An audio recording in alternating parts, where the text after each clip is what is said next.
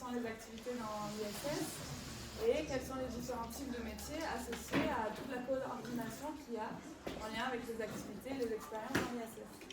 On va commencer par se présenter un petit peu. On a prévu un quiz aussi auquel vous pourrez répondre après à main levée. Et puis on va ensuite vous parler un petit peu de toutes les activités dont on va parler aujourd'hui. Finir avec les expériences sur lesquelles on travaille, notamment en collaboration avec Sophie. Et puis après, on passera aux questions. Allez. Vas-y, je t'en prie.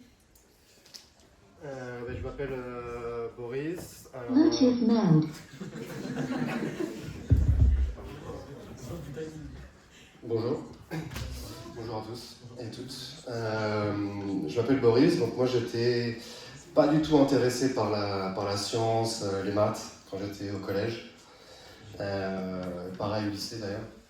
Et je suis parti du coup en filière plutôt professionnelle, où j'ai fait une formation en logistique. Et j'ai travaillé pendant plusieurs années dans la logistique sur des projets humanitaires, beaucoup en Afrique et en Asie. Et c'est vers les 30 ans que je me suis intéressé à la physique et que je me suis dit que ça m'intéresserait de voir un peu ce qu'on fait en licence de physique à l'université. Et donc j'ai fait une licence à distance, en distanciel d'abord, et puis j'ai fait un master. Je suis venu à Toulouse en fait pour un master, donc là en présentiel, et j'ai fait un master de physique et ingénierie spatiale. Et c'est suite à ça que j'ai commencé à travailler au CNES, au service du vol habité, et où j'ai rencontré ma collègue Julie. Bonjour à tous, moi c'est Julie. On va d'abord démêler un petit peu le câble. Donc moi j'ai un parcours un petit peu plus classique que Boris. Ça fait 2 ans que je travaille avec lui pour le MEDES. Donc MEDES, ça veut dire médecine espace. C'est une boîte qui travaille au CNES et qui aide à implémenter des activités dans l'ISS. Donc mon parcours, j'étais étudiante au lycée à Montpellier. J'ai fait 2 ans de classe préparatoire à Lyon. Et après ça, je suis partie en école d'ingénieur. 3 ans, assez classique, à Supaéro, donc à Toulouse. J'ai fait 1 an quand même de césure pour partir un peu en Australie, en voyage. Et c'est au moment, donc dernière année d'études, de la recherche de stage de fin d'études, que je suis tombée sur cette offre d'emploi au MEDES pour des opérations en lien avec l'ISS. Donc mon message est un peu différent de celui de Boris, qui a eu un parcours différent. Mais c'est vrai que quand j'étais au lycée comme vous, j'avais aucune idée de ce que je voulais faire. Je pensais peut-être être pilote de ligne, en tout cas faire un truc un peu en lien avec la physique, mais j'avais aucune idée de l'existence de ce genre de métier. Et j'en ai appris l'existence en dernière année d'école d'ingé, pendant l'entretien en fait, quand on m'a décrit un peu le poste. Donc voilà, vous inquiétez pas, ce que je veux dire c'est qu'aujourd'hui, si vous n'avez pas encore d'idée de ce que vous voulez faire, vous avez large le temps. On passe au... Tu veux raconter un truc ? Largement le temps et effectivement il est toujours possible de prendre différents chemins dans la vie et de changer de voie, et quand on est motivé, quand on a choisi en fait, quand on s'est rendu compte de ce qu'on voulait faire, il est quand même trop tard pour changer de voie quoi. À 30 ans c'est peut-être plus compliqué qu'à 20, mais ça se fait. Voilà.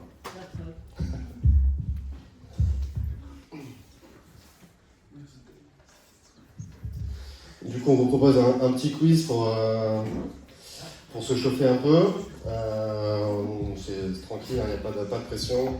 On va vous poser quelques questions et ce sera à la main levée si certains veulent répondre ou pensent avoir la réponse. Alors, quel est le principal but de la Station Spatiale Internationale ? Est-ce que c'est de fabriquer des satellites ? Est-ce que c'est faire des expériences scientifiques en microgravité, ou est-ce que c'est servir d'hôtel pour touristes ? Qui pense que A peut lever la main. B, c'est la réponse B. Qui pense le B ? Ah, B. Et qui pense le C ?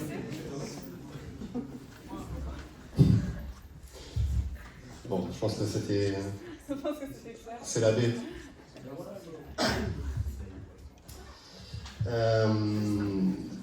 À quelle altitude orbite la station spatiale? Est-ce que c'est A, 100 km? Est-ce que c'est B, 400 km? Est-ce que c'est C, 1000 km? Et D, 10 000 km?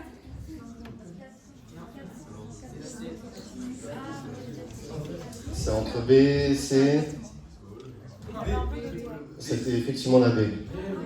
À 400 km. C'est en réalité beaucoup moins loin qu'on peut se l'imaginer, quoi. 400 km, c'est un Toulouse-Marseille. Combien d'astronautes environ vivent à bord de l'ISS en même temps, d'après vous? Toi, t'es expert en ISS, j'ai l'impression. Il est expert en tout. Ah oui. Ah ouais, les quiz, franchement, les quiz, c'est mon truc. Qui pense qu'il y a en moyenne 2 astronautes en général dans la station? Qui pense qu'on a plutôt 7? Qui pense qu'on a plutôt 15? Et qui pense qu'on a plutôt 30? Putain, 30, ça ferait du monde à bord. Non, c'est plutôt 7. 7 astronautes en moyenne à bord.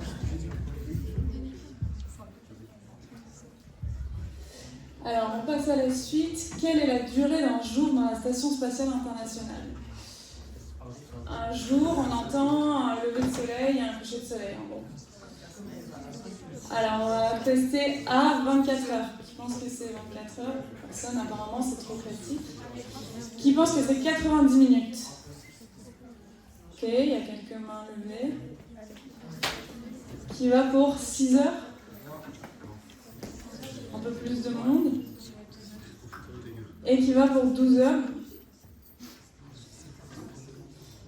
Bon, bah c'est un peu partagé. La réponse c'est 90 minutes avant de la station. En gros, pendant 24 heures, il y a 16 levées couchers de soleil. C'est assez énorme. Voilà. Il y a un module qui s'appelle Coppola, dans lequel vous avez dû voir des photos de la station. Et pour prendre des photos de lever coucher de soleil, bah, il y a plusieurs occasions sur 24 heures du coup.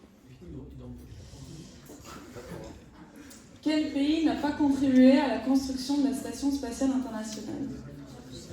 Alors, est-ce que c'est les États-Unis? Bon. Personne pour les États-Unis. Est-ce que c'est la Russie? Il y a un peu plus de monde. Le Japon? Et est-ce que c'est l'Australie? Eh bien, c'est la dernière réponse.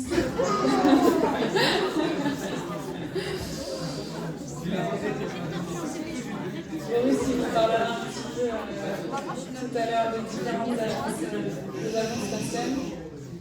Mais ouais, l'Australie n'a pas participé.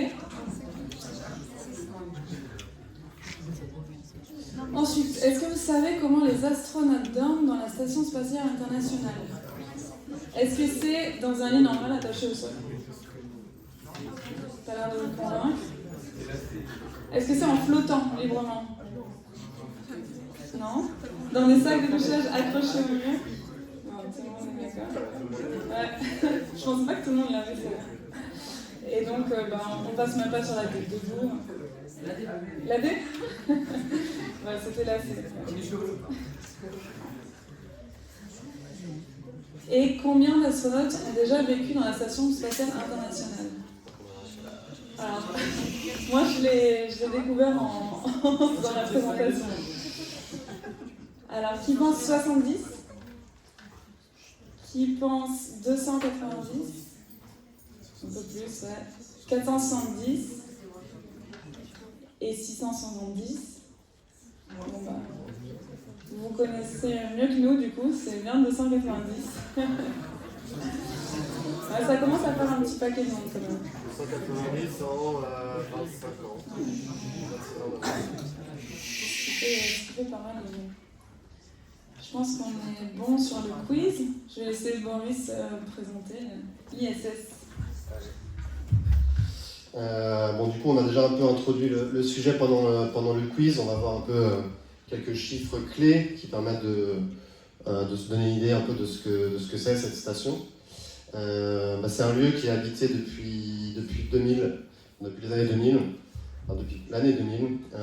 On voit ici le premier équipage qui était composé de 2 Russes et d'un Américain. Et c'est quelque chose qui est intéressant à retenir, c'est que, étant donné que la station, et on le verra un petit peu plus loin, a été essentiellement fabriquée par des Russes et des Américains en coopération, il y a en permanence à bord toujours un Américain et un Russe. Quoi qu'il arrive, il y aura toujours un Américain et un Russe à bord, parce que les Russes sont en charge de toute la partie russe de la station, et les Américains sont en charge de la partie américaine. Et un Américain ne pourrait pas forcément s'occuper de la partie russe de la station. Donc ça, on l'a vu, il y a en moyenne un équipage de 7 astronautes, voilà, en moyenne. On le voit ici, des photos. Bon, là, effectivement, il y en a 7. On voit que depuis, ça s'est ouvert à d'autres nationalités. Pas mal de nationalités qui sont montées à bord. Et là, on voit un peu une surpopulation à bord. Ce qui peut arriver, en fait, avec le développement de missions commerciales. Il faut savoir que la base des voyages, des équipages à bord, c'est pour une période de 6 à 9 mois, avant une rotation. Mais de plus en plus, il y a des missions commerciales payées par des compagnies, des entreprises privées qui envoient des astronautes pour quelques semaines, en général 2 semaines à bord. Et c'est ça. Je pense qu'on voit ici, c'est du coup, en plus d'un équipage de 7 personnes, il peut y avoir 3-4 personnes qui arrivent pour passer 2 semaines. Ce qui du coup est pas toujours évident à gérer en termes de lits à bord. Tout au long donc, de ces 26 ans, il y a plus de 4000 expériences scientifiques qui ont été menées à bord. On en verra quelques-unes. On a parlé en fait des jours de 90 minutes à bord. C'est lié à la vitesse de la station qui va à 28 000 km par heure, ce qui fait qu'elle orbite très rapidement autour de la Terre et que les astronautes effectivement voient tous les jours 16 levées et couchers de soleil. Et donc on l'a vu, ça fait le tour de la Terre en 90 minutes.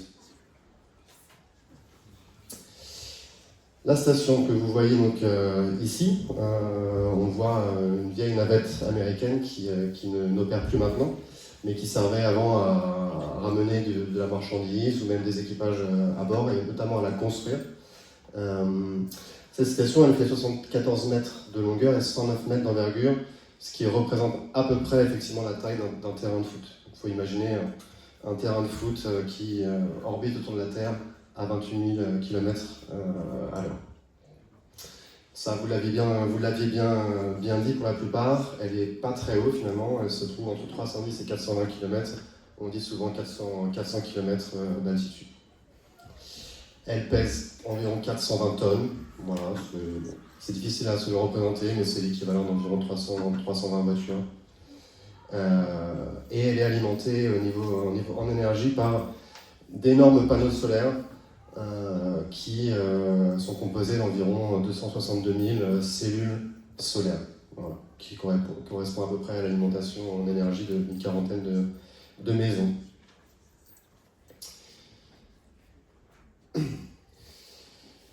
Donc ça, vous l'aviez bien vu, vous l'aviez bien identifié aussi, c'est typiquement le type d'emplacement dans lequel dorment les astronautes. Donc c'est une petite cabine. C'est intéressant de voir l'orientation de la photo, c'est qu'il n'y a pas vraiment de haut, de bas à bord. Voilà, c'est une cabine et effectivement pour ne pas se retrouver à flotter librement dans la station, ils rentrent dans un sac de couchage qui est attaché à la cabine et qui leur permet du coup de rester en place. Voilà. Donc il faut penser qu'ils ne ressentent jamais vraiment de surface dure sous leur dos, comme on peut ressentir dans un lit, et ce qui peut être un petit peu perturbant, je pense, au début. Est-ce que vous avez une idée de ce qu'on voit ici sur cette photo? Est-ce qu'il se lave les mains? Non, je ne lui souhaite pas de se laver les mains dedans. Mais bien essayé. Une poubelle. C'est un peu l'idée, mais... Ah, c'est une toilette. Exactement. C'est les toilettes à bord. Donc c'est une espèce de gros aspirateur en fait, qui va permettre d'aspirer les fluides corporels. Quoi. Donc se faire un brushing.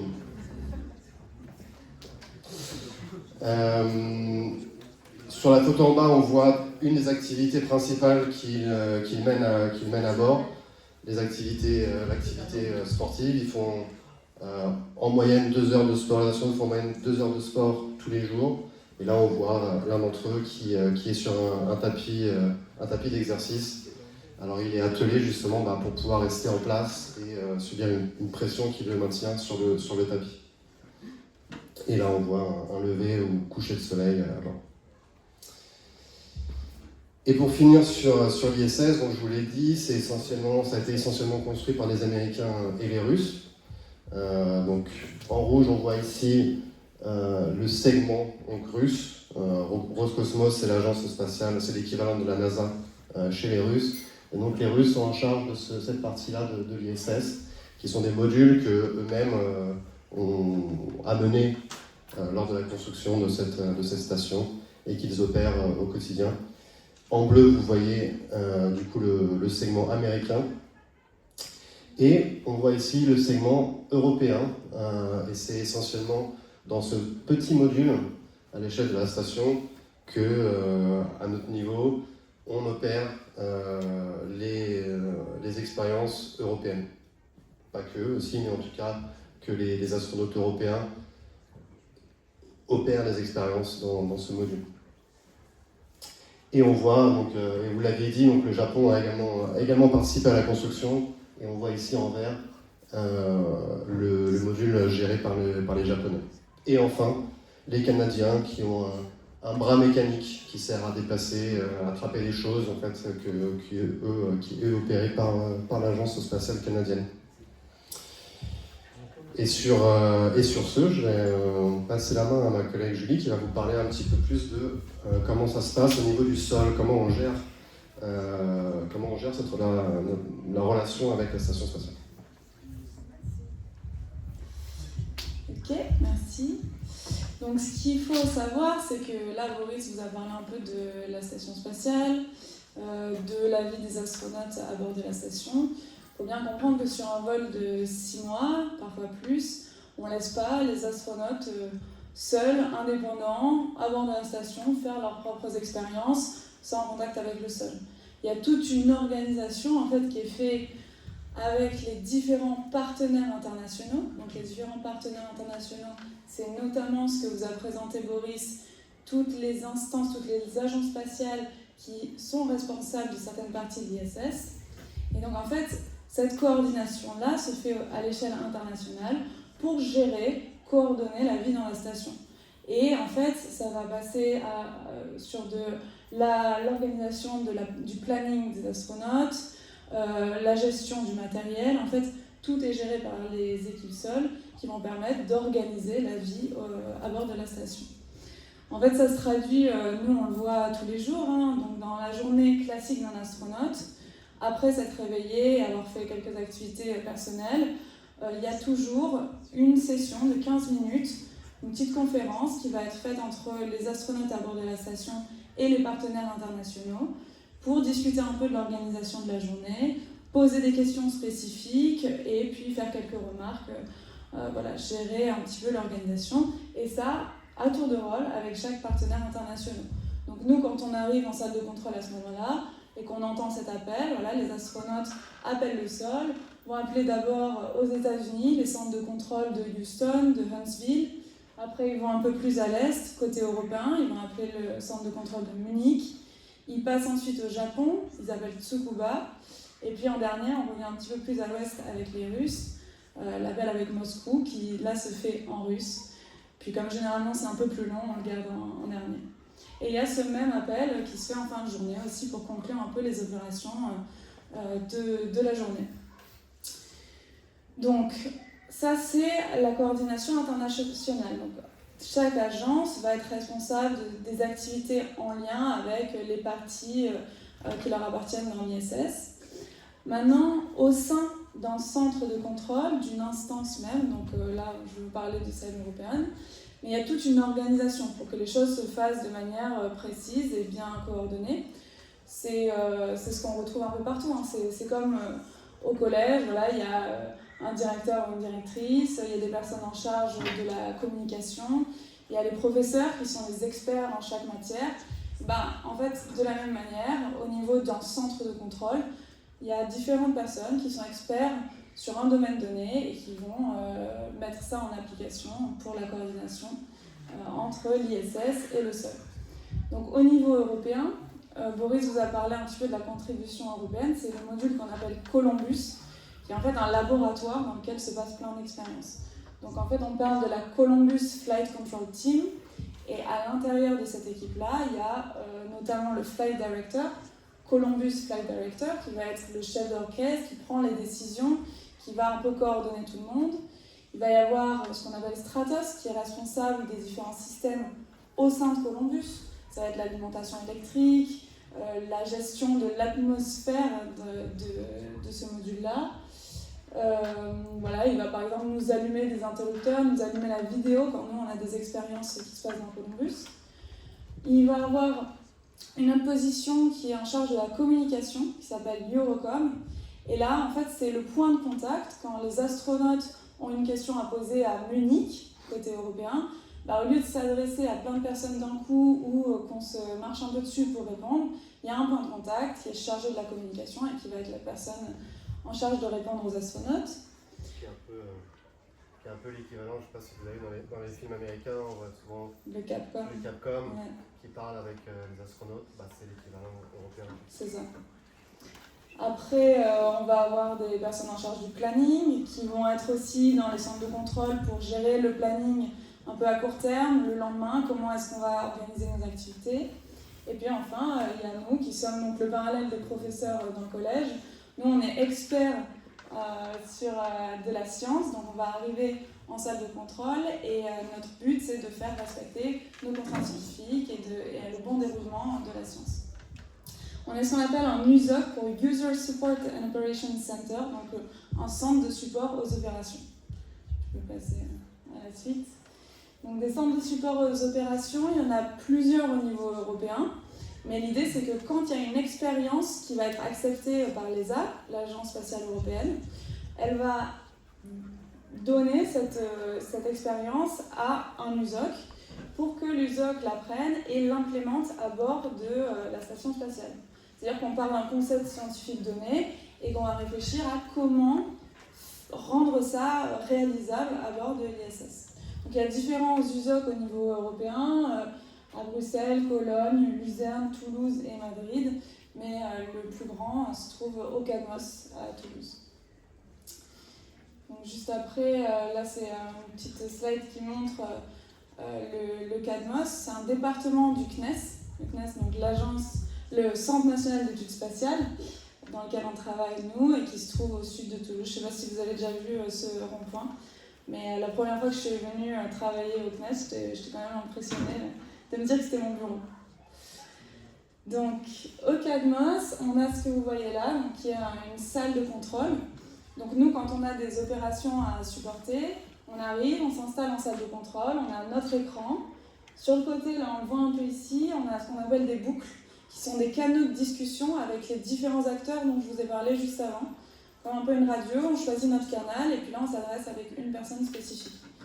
On peut aussi choisir d'écouter plusieurs canaux en même temps, ce qui est assez impressionnant. La première fois que j'étais en salle de contrôle, j'ai mis un casque et j'ai entendu toutes ces discussions en même temps et je me suis dit mais comment est-ce qu'ils font pour réussir en fait les opérateurs du coup à comprendre tout ce qui se passe, saisir les petites informations qui sont importantes avec tous ces canaux de discussion. C'était horrible, mais finalement on s'habitue et maintenant on arrive à bien le faire. Et puis là on voit un petit peu les équipes avec lesquelles on travaille.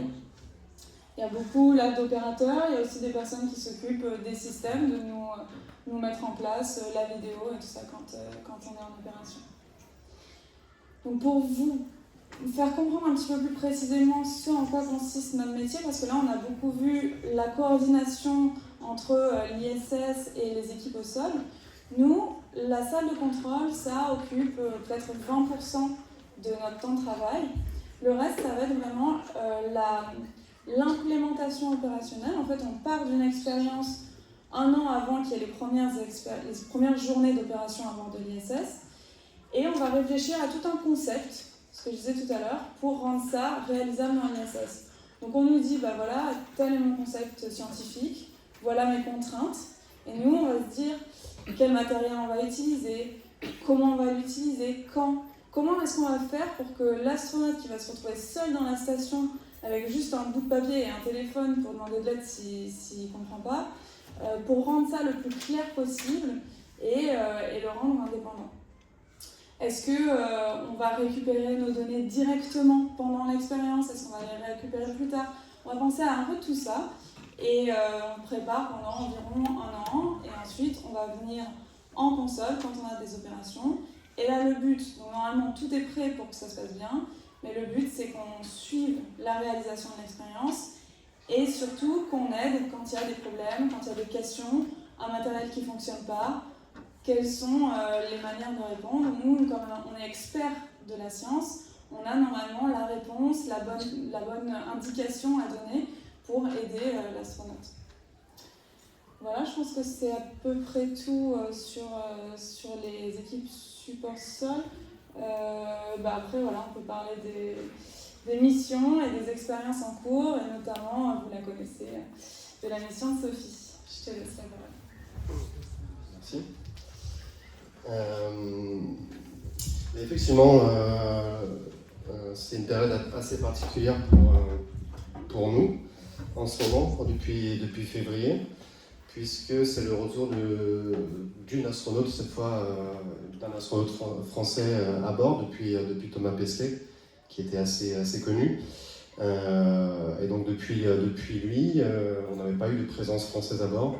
C'est le cas maintenant avec Sophie Anneau, qui est la deuxième française à aller dans l'espace et qui est donc montée à bord de la station spatiale le 13 février dernier.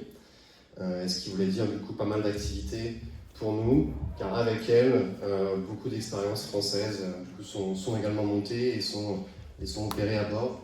Et donc ça a été pas mal de travail, surtout février-mars. Et ça le sera à nouveau mi-septembre, donc courant septembre, la date de retour de Sophie sur Terre. Parmi ces expériences, alors elle va opérer des centaines d'expériences à bord, mais parce que elle n'opère pas que des expériences françaises, elle opère pour des expériences américaines, de différentes nationalités. Et en tout cas, parmi ces expériences françaises, les voici. Je ne sais pas si ça vous parle, je pense que Cloris doit vous parler, avec votre professeur Florian, qui je pense avait postulé pour pouvoir... Ouais. Bon, Cloris, d'autres, donc qu'on va vous détailler un petit peu plus en détail. Parmi ces expériences donc, qui vont être opérées par Sophie Anneau, il y a une expérience qui s'appelle Food Processor. C'est quelque chose qui est déjà été utilisé à bord par Thomas, qui devait être utilisé par Thomas Pesquet, il n'avait pas pu le faire finalement, c'est un autre astronaute qui l'a fait, mais qui était un principe de dire bon, est-ce qu'on peut cuisiner à bord, est-ce qu'on peut créer quelque chose d'un peu plus sympa que de la nourriture lyophilisée et donc il s'était dit est-ce qu'on pourrait réaliser une mousse au chocolat. Donc c'est ce qu'on avait fait avec un système assez basique pour fouetter donc, en utilisant en fait une perceuse qui permet de mettre un bol en rotation, un fouet en rotation, et donc ils avaient obtenu une mousse au chocolat. Ça avait bien plu, c'est pas un objectif scientifique incroyable, mais en tout cas ça avait bien plu aux astronautes, ils avaient apprécié. Et donc Sophie Anneau a demandé à ce qu'on réutilise ce système, et cette fois donc, on ne fait plus une mousse au chocolat, mais on va tester une autre recette. Alors c'est un mélange de houmous et de caviar d'aubergine. Voilà. Elle doit faire ça dans quelques semaines maintenant. Ce sera la première utilisation et ils testeront cette recette avant. Je ne sais pas si vous avez vu ces images passées. Decathlon a fait un peu de communication à ce sujet. Donc c'est une combinaison spatiale. Une combinaison spatiale qui a été développée essentiellement par Decathlon sur demande du CNES. C'est un des projets sur lesquels j'ai travaillé. Voilà. Alors avec un prototype de combinaison spatiale développé par Decathlon. C'est pas une entreprise qui travaille habituellement dans le spatial, et donc là ils se sont lancés donc avec une autre entreprise un peu plus experte dans le domaine pour produire voilà, un premier prototype de combinaison européenne, totalement basé sur la morphologie de Sophie Anneau. Et c'est donc Sophie qui va essayer la combinaison, et l'objectif à bord là c'est de l'essayer, de faire des mouvements, de jeter des objets et voir comment elle se sent dans cette combinaison, et puis de nous dire bah voilà, comment je me suis senti, est-ce qu'on peut améliorer quelque chose, dans l'idée, dans quelques années peut-être, d'avoir vraiment un modèle de combinaison spatiale européenne abouti. Voilà. EcoFinder 2, alors ça c'est une expérience, bon, c'est un peu plus technique, mais c'est de l'échographie. Échographie basée sur de la réalité augmentée qui permet à un astronaute en fait, de réaliser une échographie sans être un médecin. Il utilise des sondes. Ça, c'est le corps d'un autre astronaute, c'est l'idée. Hein. Et il y a un opérateur qui va, avec ce petit écran, essayer de voir si la sonde est bien placée. Et donc, voilà, sans être médecin, du coup, ils peuvent réaliser une échographie eux-mêmes en se servant d'un système de réalité augmentée qui vont leur dire oui, là, la sonde est bien positionnée, non, il faut la déplacer un petit peu. Voilà. Et ce qui permet, du coup, il faut imaginer ça. Donc, ça, c'est du prototypage, on fait des essais, mais il faut imaginer que sur des voyages spatiaux à plus long terme, ça pourrait être très utile, car on ne pourrait pas juste appeler un médecin, lui dire voilà, on a besoin de faire une échographie, est-ce que c'est bien, est-ce que la sonde est bien placée, parce qu'avec la distance et la vitesse du son, on ne pourrait pas avoir une communication en direct avec un médecin. Donc ça permettrait, voilà, d'être de manière autonome pour les astronautes, s'il y a une urgence, de réaliser une échographie sur un autre. Ça a aussi des applications terrestres, hein, sur les endroits où il y a des déserts médicaux, pas forcément un accès à la médecine directe. C'est vrai qu'avec juste l'envoi de ce type de matériel, il n'y a pas forcément besoin d'avoir une personne sur place pour porter un support médical. Exactement. Ensuite, on passe à PhysioTool. Alors j'ai vu que vous aviez une photo dans votre salle de classe, c'était ce jour-là, pendant la première session à PhysioTool, c'était mi-mars. PhysioTool, c'est une expérience française, hein, menée par le CNES. Le but, c'est d'étudier en parallèle différents signaux physiologiques sur une période donnée.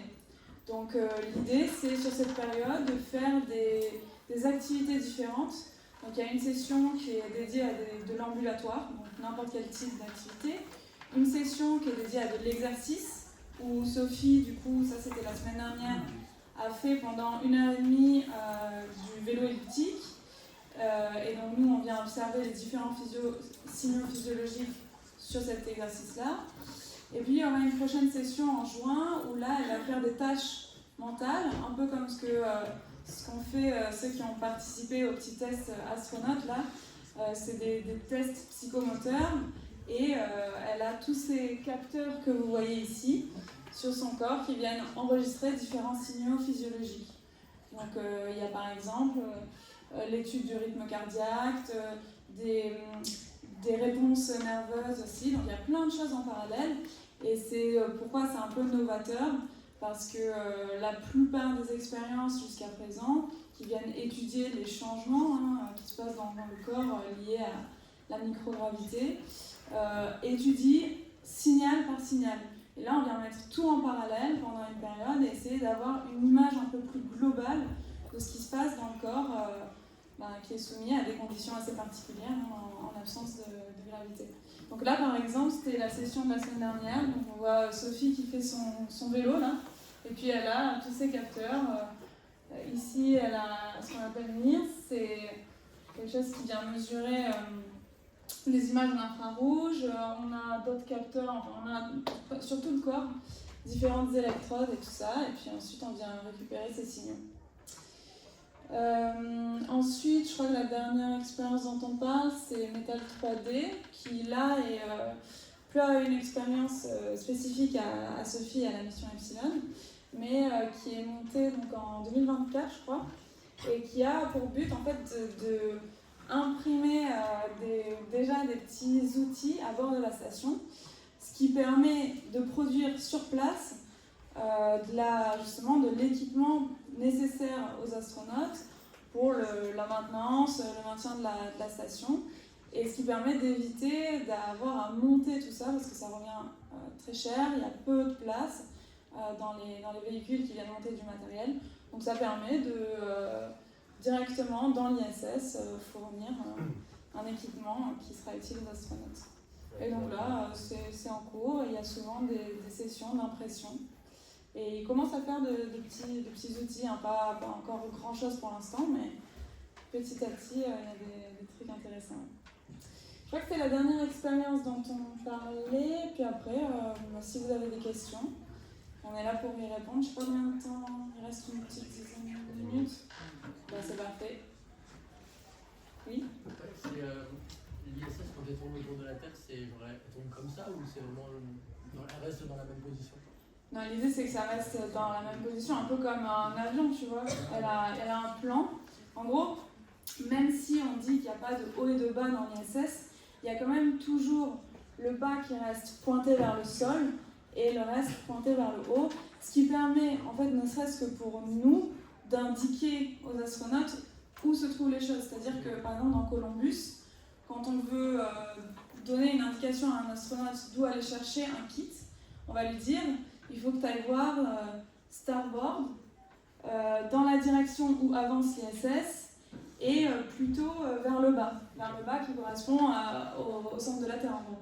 Si jamais l'ISS tournait dans tous les sens, déjà ce serait je pense, horrible en termes de GNC, donc de guidance de l'ISS, mais aussi pour aller nous indiquer où chercher les choses, ce serait impossible.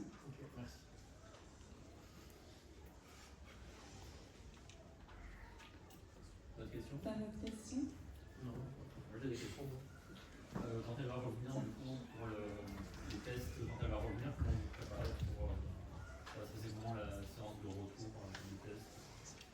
Vous allez la retester au sol. Alors, sur la plupart des expériences, effectivement, pour pouvoir avoir des bases de comparaison, avant que l'astronaute monte à bord et réalise des mesures, on fait des mesures, nous, au sol. On réalise des mesures au sol, quelle que soit l'expérience. Par exemple, sur une expérience sur laquelle Julie travaille, où on cherche à permettre aux astronautes de faire peut-être un petit peu moins de sport à bord, mais en se stimulant musculairement les jambes avec des électrodes. Donc, elle va faire, par exemple, sur ça, elle va se faire une session d'électrodes au sol avant de partir. Ensuite, elle va monter à bord, elle va réaliser des mesures, elle va se stimuler par électrode. Et au retour sur Terre, elle va faire la même chose, elle va refaire une prise de mesure, et en fait ça va permettre de comparer ces mesures entre avant-vol, pendant le vol et après le vol. Et tout fonctionne à bord, là, les résultats que vous avez pour l'instant, ça fonctionne comme vous voulez. La combinaison n'a pas encore été testée, donc on le saura bientôt. Si elle la déchire au premier essai, on se dira mince, le scan 3D n'a pas été très bien réalisé, ou alors elle a pris du poids, de la masse musculaire. Mais non, jusqu'à présent, on est plutôt content. Sophie était très contente d'être à bord, elle a une super énergie, était super volontaire de bien faire. Elle est assez dynamique. Je crois qu'elle se lève très tôt pour pouvoir faire encore plus de sport que ce qui est prévu à bord. Voilà, donc elle est assez active et je pense très contente d'être là. Quoi.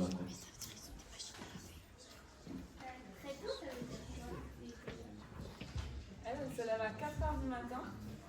Et normalement, là, je vous parlais de la petite conférence qu'ils font chaque matin qui est autour de 7h30.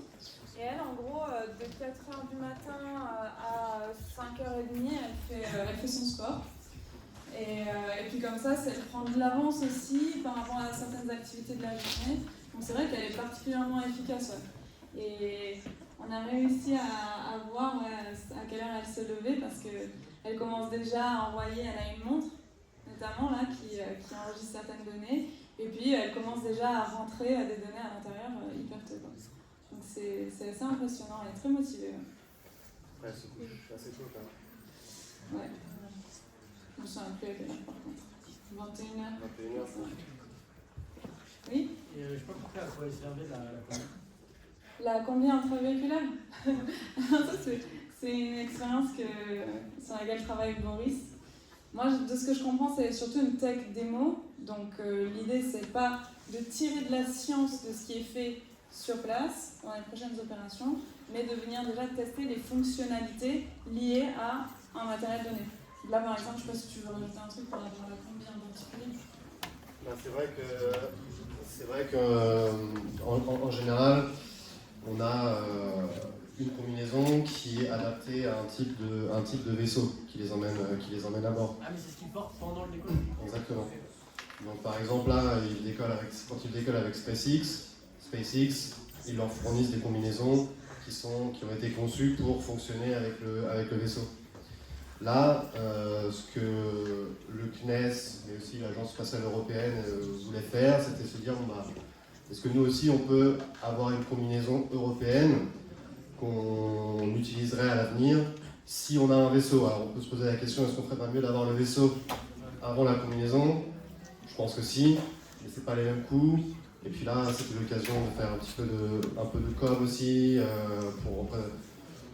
Decathlon, c'est aussi un des magasins préférés des Français. C'est une coopération, je pense, gagnant-gagnant entre le CNES et Decathlon. Et donc il se fait dit, voyons si on peut développer une combinaison spatiale européenne. Donc là, c'est vraiment le tout début. L'idée, c'est de voir comment elle se sent dedans, en se disant que si dans quelques années, les Européens développent un vaisseau, on aura déjà travaillé un petit peu sur une combinaison. Voilà.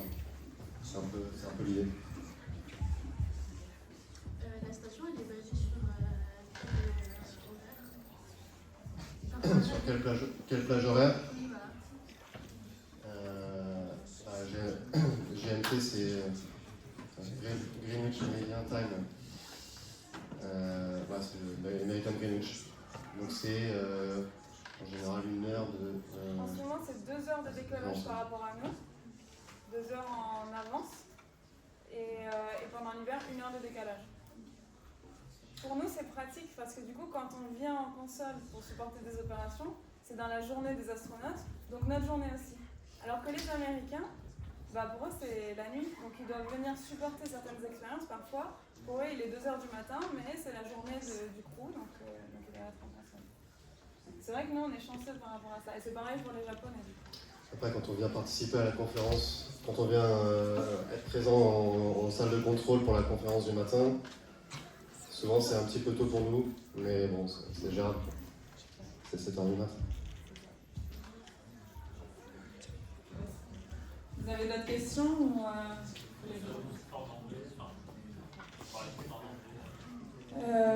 on parle beaucoup en anglais. On fait, ne serait-ce que, entre nous, on parle tous français, mais tous nos mails se font en anglais. Et en salle de contrôle, c'est l'anglais. Il y a le russe aussi, mais là, pour le coup, c'est moins obligatoire. Et sinon, il y a quand même besoin d'avoir un bon niveau. Après, il y a aussi une manière de parler qui est vraiment propre à la communication en salle de contrôle. Il y a tout un lexique, un vocabulaire qu'on apprend au début quand on commence à être opérateur. Et ça, c'est pas nécessairement le fait d'avoir un super niveau anglais qui aide, mais juste la formation qu'on a au début On nous apprend à communiquer. Quand on s'adresse à quelqu'un, on adresse sa position, puis la nôtre, puis le thème de notre appel. Et après, on élabore un peu. Donc, ouais, mais ça va pas trop poser de problème. Après, C'est important de quand même mais c'est ça. bien comprendre et pouvoir s'exprimer.